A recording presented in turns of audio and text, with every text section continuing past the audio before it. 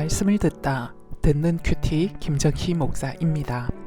듣는 큐티는 11월 30일까지 진행됩니다. 새로운 컨텐츠로 여러분을 다시 찾아뵙겠습니다. 오늘 말씀은 하박국 2장 9절에서 20절 말씀입니다. 하나님 아버지, 하나님께서 반드시 심판하시는 죄악이 무엇인지 알기 원하오니 말씀하여 주시옵소서. 예수님 이름으로 기도합니다. 아멘. 하박국서는 선지자의 두 가지 질문에 대한 하나님의 답변을 기록한 책이지요. 하박국 선지자의 첫 번째 질문은 폐역과 강포가 난무한 남유다의 현재 상황을 하나님이 왜 그냥 방치하시냐라는 것이고, 두 번째 질문은 부정과 불법과 폐역을 행하는 남유다를 심판하기 위해 왜 더 악한 바벨론 제국을 사용하고자 하시느냐라는 질문입니다. 오늘 저희가 묵상하게 되는 본문은 하박국 2장의 부분으로서 하박국의 두 번째 질문인 남유다 심판을 위해 왜 더 악한 바벨론 제국을 사용하십니까? 라는 질문에 대한 하나님의 답변 부분입니다. 하나님은 뭐라고 답변하시냐면 바벨론을 내가 반드시 심판할 것이다 라고 약속하고 계십니다. 이런 하나님의 약속의 의지가 표현되고 있는 말이 화 있을진저라는 표현입니다. 2장 전체에서는 바벨론을 향한 하나님의 이 화 있을진저의 선언이 5번이나 6절, 9절, 12절, 15절, 19절에서 반복하여 선포되면서 하나님이 반드시 심판하시려는 죄악은 첫 번째, 부당한 이익으로 재산을 축적하는 것이다 라고 말씀하고 있습니다. 9절 말씀입니다. 재앙을 피하기 위해 높은 데 깃들이려 하며 자기 집을 위하여 부당한 이익을 취하는 자에게 화 있을진저, 피로 성읍을 건설하며 불의로 성을 건축하는 자에게 화 있을진저. 재앙을 피하기 위해 높은 데 깃들이려 한다는 말이 무슨 뜻이죠? 높은 곳은 적이 함부로 공격하거나 함락시키지 못하는 위치로서 악인들이 자신들의 안전을 위해 성벽 건축에 사람들을 동원한다라는 것입니다. 이때 동원되는 사람은 언제나 약자들이지요. 강자의 안전을 위해 약자들이 동원되어 피 흘리고 죽는 억울하고 부당한 일들이 일어났습니다. 그런데 이런 일들이 어디 하박국 시대에만 국한된 것이겠습니까?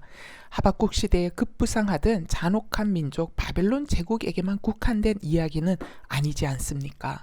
현재도 우리는 적지 않은 숫자의 노동자들이 안전과 상관없이 일터로 내몰리고 때로는 이런저런 큰 사고로 귀한 생명을 어이없게 잃어버리는 뉴스를 접하지요.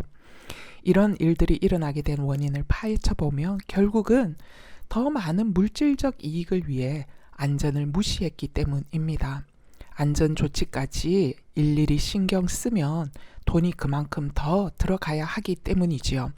업체는 최소의 비용으로 최대의 이익을 얻는 것이 마땅하다고 여기지만 하나님은 이 같은 우리들의 생각을 향하여 화 있을진저라고 분노하십니다. 10절에서 11절 말씀입니다. 내가 많은 민족을 멸한 것이 내 집에 욕을 부르며 내 영혼에게 죄를 범하게 하는 것이 되었도다. 담에서 돌이 부르짖고 집에서 들보가 응답하리라 하십니다. 여러분, 너무 재밌지 않습니까? 내 욕심을 위해 타인을 망하게 한 것이 오히려 내가 욕을 불러들인 일이 된다 하십니다. 또한 부당하게 얻은 이익으로 지었던 성벽과 들보가 소리를 내어 울어대는 증인이 된다 하십니다. 하나님은 남의 생명을 귀하게 여기지 않고 좀 더 많은 이익을 취하기 위해 행한 우리의 모든 결정들이 결국은 나 자신을 향하는 칼이 되게 하겠다 분명히 말하시지요. 여러분 어떠세요? 우리는 남의 것을 너무도 뻔뻔한 방법으로 자신의 것으로 부당 이득을 취하는 사람들을 봅니다. 그런데 이들이 망하기는커녕 오히려 떵떵거리며 사는 것을 볼 때 과연 하나님은 뭐 하시나? 과연 이런 상황을 알고나 있나? 하며 항상 속전속결을 원하는 우리는 하나님을 원망하지요. 하지만 하나님은 하박국에게 분명히 선언하십니다. 내가 반드시 심판하리라. 바빌론은 역대 제국들 중에 가장 악랄했던 나라였습니다. 그 누구도 바벨론의 폭력을 막아낼 나라가 없었습니다. 그런데 가장 강했던 나라가 한순간에 망해버렸지요. 바벨론의 멸망이 너무도 한순간에 일어난 것이었기에 역사학자들은 지금도 미스테리라고 합니다. 하지만 하박국 선지자는 말하지요. 바빌론이 하나님의 말씀대로 심판받아 망할 때 하나님이 하신 일이라는 것을 모든 세상이 인정하게 될 것이다 라고 말입니다. 14절 말씀이에요. 이는 물이 바다를 덮음같이 여호와의 영광을 인정하는 것이 세상에 가득함이니라. 하박국에게 말씀하신 하나님의 응답대로 바벨론은 70년 만에 나라가 완전히 망함으로써 열방으로부터 탈취한 모든 재물들을 한순간에 모조리 빼앗겨 버렸습니다. 이렇게 심판하심은 모든 일을 주관하시는 분이 바로 하나님이심을 열방에게 알리기 위함이셨습니다. 묵상 질문이에요. 억울하게 물질적 손해를 본 경험이 있습니까? 내 것을 부당하게 취한 사람이 미안함을 전혀 느끼지 않고 오히려 자신의 행동을 합리화하는 모습을 보면서도 내가 인내하고 견딜 수 있는 힘은 무엇인가요? 물질적 이익보다 타인의 생명 보호를 최우선으로 하는 직업 윤리가 나에게 있습니까? 내 가정의 벽돌과 들보는 하나님을 향한 정직과 성실로 쌓고 세운 것입니까? 아니면 거짓과 부당 이득으로 쌓고 세운 것입니까? 하나님이 반드시 심판하시는 죄악은 두 번째, 타인을 취하게 만드는 것입니다. 15절에서 16절 말씀입니다. 이웃에게 술을 마시게 하되 자기의 분노를 더하여 그에게 취하게 하고 그 하체를 드러내려 하는 자에게 화 있을진저 내게 영광이 아니요 수치가 가득한즉 너도 마시고 너의 할례 받지 아니한 것을 드러내라. 여호와의 오른손의 잔이 내게로 돌아올 것이라. 더러운 욕이 내 영광을 가리리라. 나만 범죄하는 것도 아니라 타인도 나와 함께 범죄하도록 만드는 것을 향하여 하나님은 화 있을진저라고 선포하십니다. 바빌론의 문화는 술 취함으로 상징되는 성적 타락 문화이지요. 그래서 계시록에서는 바빌론을 음료로 상징하고 칭하고 있는 것을 봅니다. 그러므로 바벨론은 자신뿐만 아니라 타인마저 죄의 길로 빨아들이는 삶을 살아가는 사람들을 상징하고 있습니다.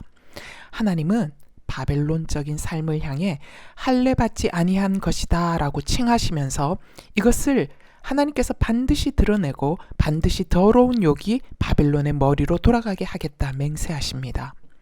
당장의 내 이익과 높아짐을 위해 죄 가운데 살아갈 뿐만 아니라 타인도 죄에 동참하도록 할 때 잠시 동안은 내가 이익을 얻고 누릴지 모르나 이런 삶의 결과를 수치의 심판으로 돌려주겠다 하시니 너무도 두려운 말씀입니다. 요즘 회사들은 예전보다 많이 나아졌지만 그래도 아직까지 남아있는 것이 회식 문화에서 술을 먹이고 2차까지 가는 이상한 남성 문화입니다. 크리스찬이기에 나는 술 마시지 않겠습니다 하면 너만 교회 다니냐? 나도 교회 다녀 하며 상사라는 취기로 술을 먹이는 일들도 있지요. 또는 업체와의 계약을 위해 이상한 접대 문화도 있습니다. 혹은 뒤로 물질적 로비를 해야 하는 문화도 여전하지요. 이럴 때 우리는 어찌해야 합니까? 말씀은 분명하게 말하십니다. 15절에서 남에게 죄를 강요하는 술 취하게 하는 죄를 범하지 말라 하십니다. 죄는 그 모양이라도 버리라 하시는 말씀이지요. 그러나 사실 우리가 살아가는 현장은 쉽지 않습니다. 그렇기에 우리가 무시로 성령 안에 깨어 기도하셔야 하는 이유가 여기에 있습니다. 내 지혜와 능력으론 불가능하나 하나님의 지혜와 능력이 우리에겐 필요합니다. 하나님 말씀을 따르겠다 결단하며 한 걸음을 뗄 때 나의 편이 되어주시는 하나님의 개입이 필요하기 때문입니다. 그렇기 때문에 출근하는 남편을 위해 아내들은 꼭 중보하셔야 합니다. 세상 속에서 죄와 타협치 않고 하나님의 사람으로 가진 실력들을 잘 발휘하도록 돕는 중보의 기도가 꼭 필요합니다. 묵상 질문입니다. 세상 살려면 이 정도는 괜찮다며 타인을 죄에 동참시켰던 적은 없습니까? 내 이익을 위해 세상 음란과 거짓을 세상살이의 한 방법으로 여기며 관대함으로 수용하고 있지는 않는지요. 세상 속에서 믿음을 지켜야 하는 배우자와 자녀를 위해 간절히 중보 기도로 잘 돕고 있습니까? 하나님이 반드시 심판하시는 죄악은 세 번째, 우상을 숭배하는 것입니다. 18절에서 19절 말씀이에요. 새긴 우상은 그 새겨 만든 자에게 무엇이 유익하겠느냐?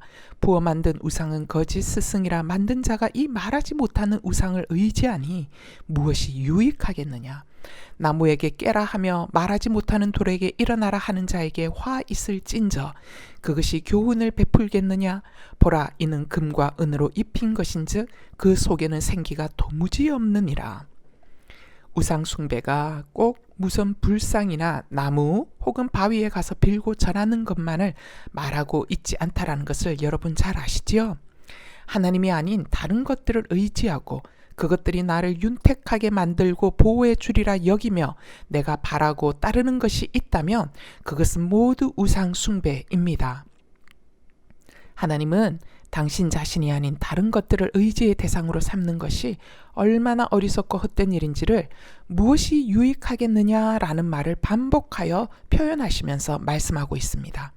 또한 화 있을진저라는 선포로 하나님 외의 것들을 붙들며 안전과 복을 원하였지만 오히려 화가 임할 것이다 라고 분명하게 밝히고 계십니다. 우리를 협박하려는 것이 아닙니다. 따라오는 결과를 미리 알려주시는 것입니다. 왜냐하면 하나님은 내 아버지시니까요. 사람들의 마음은 우상을 만들어내는 공장입니다. 왜일까요? 내 자신이 주인 되어 살아가고 있기 때문입니다. 그러니 내가 가장 중요하기에 내가 높아지고 영광 받는 것을 원합니다. 자아가 주인된 삶은 그래서 반드시 자신을 돋보이게 할 권력, 돈, 명예, 건강, 학벌 등이 너무나도 중요하지요. 이것을 얻기 위해 타인을 밟고 죄를 먹고 마십니다.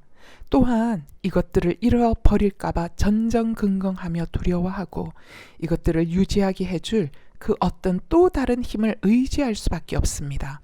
그야말로 악순환이지요. 그렇기에 나를 보호해줄 이런저런 우상이 끝도 없이 필요하게 되고 의지할 만한 대상을 끝도 없이 찾아다녀야 합니다. 하나님을 주인 삼지 않으면 이처럼 소모적입니다. 이처럼 불안합니다. 이것이 하나님이 아닌 다른 것을 의지하는 우상 숭배의 결과이지요. 여러분은 무엇 때문에 그토록 불안하십니까? 무엇이 그토록 염려하게 합니까? 정직하게 자신을 들여다보십시오. 과연 돈이 없어서? 건강을 잃어버려서? 자식이 망하는 길로만 가서 내가 두렵고 불안한 것 같습니까? 사실 이건 겉으로 드러난 현상이고 진짜 뿌리는 우리가 하나님 아닌 것들을 하나님처럼 의지하고 바라고 예배하고 있기 때문입니다. 내 안에 오직 하나님만을 주인 삼아 의지하고 예배한다면 자녀가 반항하고 망하는 길로 가는 것 같아도 돈이 순식간에 날아가 버렸어도 이런 일로 인하여 마음은 아프고 잠시 슬플 수는 있겠지만 우리를 두렵게 할 수는 없습니다. 왜냐하면 하나님이 주인이시기에 이런 일들 속에 하나님의 인도하심과 계획이 있음이 믿어지기 때문이지요. 그래서 우리의 내면은 잠잠할 수 있습니다. 20절 말씀입니다. 오직 여호와는 그 성전에 계시니 온 땅은 그 앞에서 잠잠할지니라 하시니라. 하나님이 성전에 계신다라는 말은 눈에 보이는 물리적 성전만을 뜻하는 것이 아닙니다. 이 땅 전체가 모두 하나님이 통치하시는 영역이기에 하나님이 이 땅 전체에 임재하여 계시고 그렇기 때문에 이 땅 전체는 하나님이 계신 성전이지요. 따라서 하나님이 이 땅을 통치하고 계시니 우리는 하나님 앞에서 잠잠할 수 있음을 말하고 있습니다. 하나님이 내 인생을 통치하시는 주인이시기에 우리는 어떤 환난과 문제를 만나도 하나님 앞에서 잠잠할 수 있습니다. 염려로 요동치지 않을 수 있습니다. 묵상 질문입니다. 당신이 가장 의지하고 있는 대상은 누구입니까? 배우자, 자녀, 부동산, 나를 높여줄 어떤 사람입니까? 아니면 오직 하나님 한 분입니까? 내가 아직도 버리지 못하고 있는 우상은 무엇인가요? 지금 무엇이 당신을 염려하게 하고 두렵게 하고 있나요? 이 두려움과 염려를 통하여 당신 중심이 무엇을 그동안 섬기고 예배하여 하고 왔는지가 보이십니까? 기도하시겠습니다. 하나님 아버지, 하박국 선지자가 자신의 민족과 나라를 위해 하나님을 향해 간구하고 질문하고 있습니다. 주여, 저희들도 하박국 선지자처럼 나라와 민족을 위해 묻고 기도하는 사람들이 되길 원합니다. 하나님은 하박국의 간구와 질문을 기쁘게 받으시고 일일이 답해 주심을 봅니다. 이런 사람을 찾고 계신다는 뜻이겠지요. 아버지, 이 땅 대한민국을 위해 하박국 선지자처럼 깨어 기도하는 자들이 곳곳에서 일어나게 하옵소서. 이 땅에서 일어나는 폭력과 부정과 부패와 음란과 살인과 사람보다 돈을 더 중요하게 여기는 모든 흐름들을 향해 눈물로 애통하며 기도하는 사람들이 많아지게 하옵소서. 아버지, 하박국의 질문에 하나님은 바벨론을 반드시 심판하겠다 약속하십니다. 하박국은 하나님의 응답을 믿었습니다. 비록 그는 바벨론의 멸망을 직접 눈으로 보지 못하고 죽었으나 이후 하나님의 약속대로 바벨론은 자신의 죄악으로 인하여 스스로 순식간에 망하게 되어 70년 만의 역사 속에서 한순간에 사라져버렸습니다. 오 하나님, 울고 기도하며 질문한 선지자의 간구대로 신실하게 응답하시는 하나님은 참으로 은혜의 하나님이시고 공의의 하나님이십니다. 아버지, 바벨론 멸망에 대해 역사학자들은 의아해합니다. 그토록 강력했던 나라가 어떻게 한순간에 사라져버릴 수 있었나 합니다. 하지만 우리는 놀랍지 않습니다. 하나님이 바벨론 심판을 말씀하셨고 그 말씀대로 하나님이 이루셨기 때문입니다. 주여, 이런 하나님의 역사는 지금도 동일함을 믿습니다. 이 나라 대한민국이 다시 일어날 수 있는 길은 오직 내 하나님만을 섬기는 것입니다. 오직 내 하나님만을 의지처로 삼고 우리의 삶의 자리에서 죄를 멀리하는 삶을 사는 것입니다. 주여, 저희 믿는 자들이 더 많은 돈을 움켜쥐기 위해 사는 삶이 아니라 더 많은 사람들을 일으키고 살리기 위해 살아가는 삶으로 살게 하옵소서. 이 땅에서 불법과 죄와 타협하지 않으면 도무지 먹고 살 수 없다고 하는 세상의 흐름들을 저희들이 끊어내는 삶을 살아내게 하옵소서. 아버지, 이를 위해 성령의 충만함을 저희들에게 부어 주시옵소서. 거룩한 영으로, 지혜의 영으로, 임마누엘의 영으로 하나님의 사람들이 정직과 성실로 살았더니 오히려 두각을 나타내는 증거가 끊임없이 일어나게 하셔서 불법이 성행하는 사회 분위기를 반전시키는 성령의 역사를 일으켜 주시옵소서. 그래서 하나님만을 의지하고 섬기는 우리의 믿음이 세상을 이기는 증거들로 인하여 대저 여호와를 인정하는 것이 세상에 가득하고 거룩한 물이 이 땅을 덮어 새롭게 하는 역사들이 일어나도록 역사하여 주시옵소서. 우리 주 예수 그리스도 이름으로 기도하옵나이다. 아멘.